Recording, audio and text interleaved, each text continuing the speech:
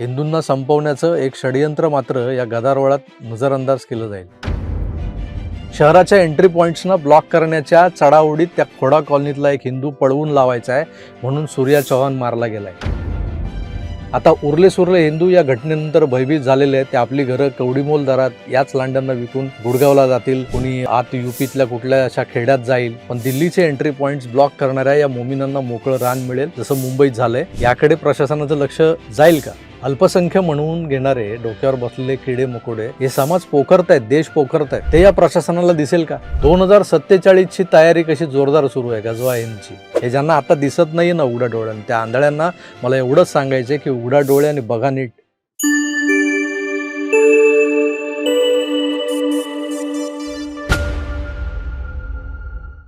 काल गाझियाबाद जवळ एक एन्काउंटर झालं जे आपल्याला अपेक्षितच होतं. आपल्याला म्हणण्यापेक्षा मला तर अपेक्षित होतं. मी तर वाटच बघत होतो. नॅशनल न्यूज चॅनल लावून बसलेलो होतो आणि कधी ती न्यूज येते की त्या भडव्याचं एन्काउंटर झालं हेच मी बघत होतो. मित्रो, माझ्या भाषेवर आक्षेप घेणारी एक मोठी जमात आपल्या मराठी समाजातही आहे जे काही ना काही कारणं शोधून या विरोधात तक्रारी करत असतात आणि मग आपल्याला जावं लागतं इकडून तिकडे तिकडून इकडे पोलीस स्टेशनात त्या तक्रारींवर जबाब देण्यासाठी.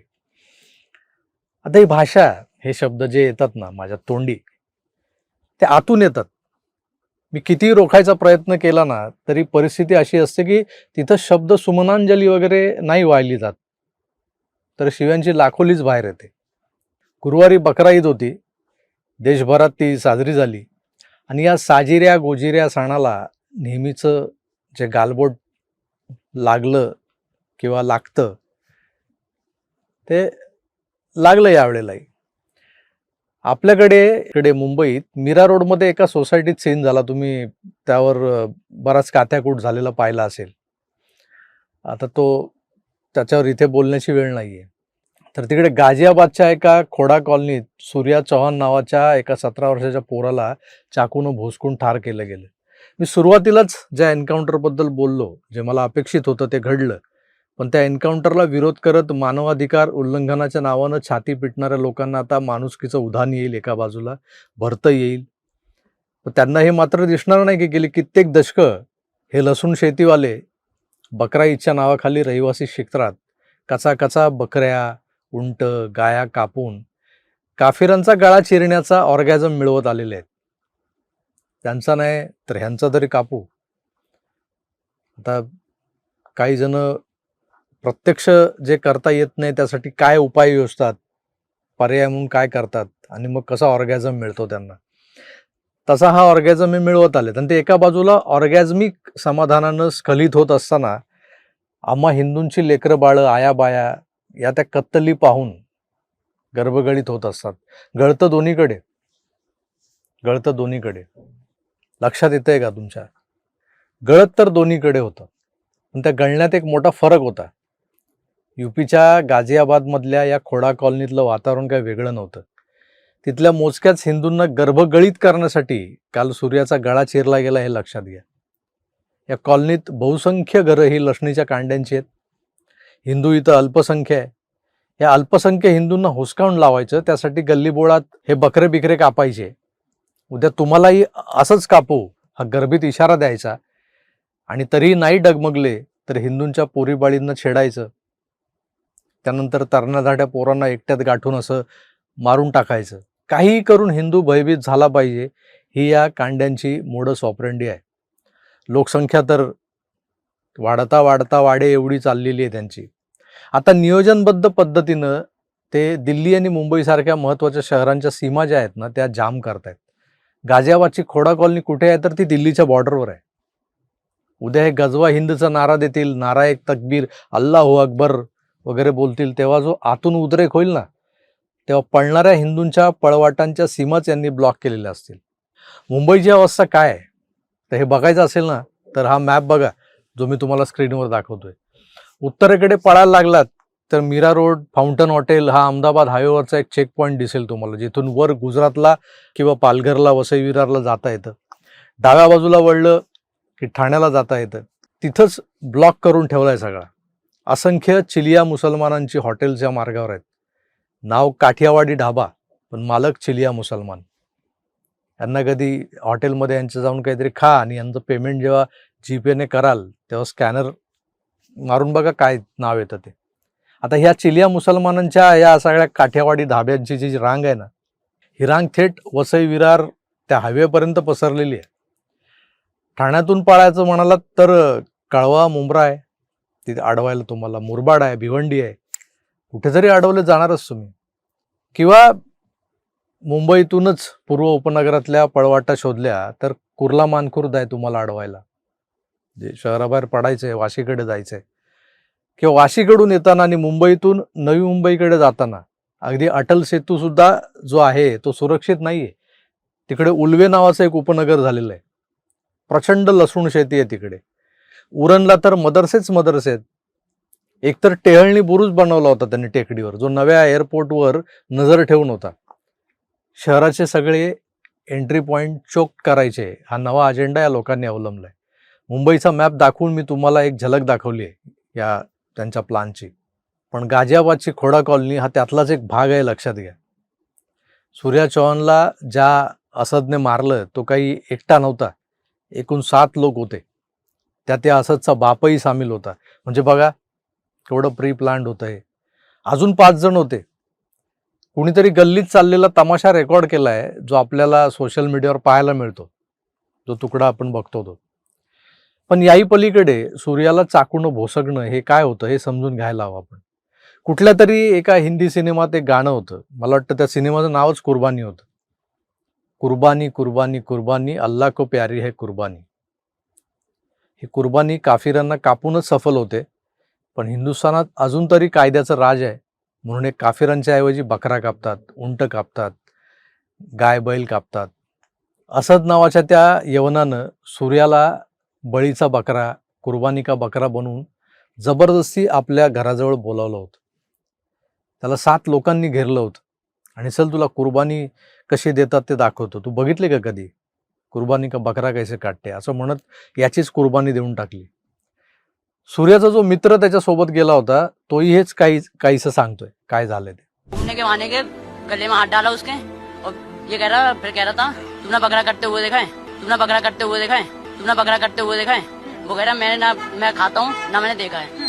पण मित्र, या असदचं आणि सूर्याचं मोटरसायकलवरून क्षुल्लकचं भांडण झालं होतं असं आता ठासून सांगण्याचा काही लोक प्रयत्न करत असताना त्यांची अवस्था बकरीच्या शेपटीसारखी झाली आहे, जी ना माशा हटवू शकत ना डांग झाकू शकत.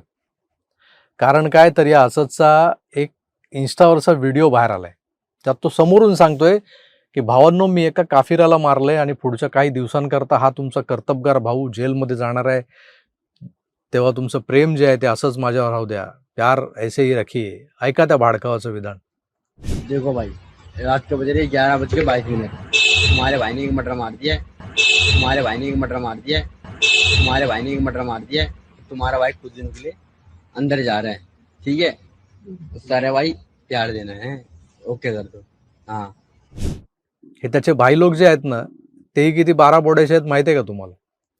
हाकेच्या अंतरावर एका हिंदूच्या पोराला मुसलमानाच्या अवलादीनं भोसकून ठार केलंय, गल्लीतल्या गल्लीत. पण या गल्लीतल्या एकाही लांड्याला त्याबद्दल काहीच माहिती नाही. बघा यांची नाटकं. जो सूर्य के साथ हुआ उसके बारे में क्या कहें? भैया बाहर का आदमी में तो कहाँ से हैं आप? मैं गाजियाबाद इस्लामनगर से. तो अभी तो यहाँ खड़े हैं, इतनी सारी भीड़ है यहाँ पे. नमाज पढ़ने आया था. अभी तो मैं क्या पता चला, कुछ तो पता चला होगा. मैं तो किसी से बात ही नहीं करी. अच्छा, तो कुछ कहना चाहेंगे कल बकरा ईद के दिन जो हुआ उसके बारे में? पता नहीं. तो कुछ नहीं बोलना चाहते. आप बोलेंगे भैया कुछ? क्या नाम है आपका? भैया मैं यहाँ रहता ही नहीं हूँ, मैं खुद आया हुआ हूँ. क्या नाम है आपका? है नाम क्या है आपका? नाम की छोड़ो ना भैया, नाम छोड़े. क्या कहेंगे जो यहाँ सूर्य के साथ हुआ? नहीं है भाई, मेरे को, मैं यहाँ रहता नहीं हूँ, मैं विजयनगर से आया अभी हूँ. तो यहाँ पर खड़े हैं, मौजूद हैं, यहाँ इतनी भीड़ है, कुछ खबर पता चली होगी आपको? कुछ नहीं पता चला, आपको भी नहीं पता चला? भैया पता नहीं यार, हम तो यहाँ रहते तो देख सकते हैं किसी को नहीं पता. अरे रुको तो सही, क्या नाम है आपका सर? 1 मिनट रुक जाइए,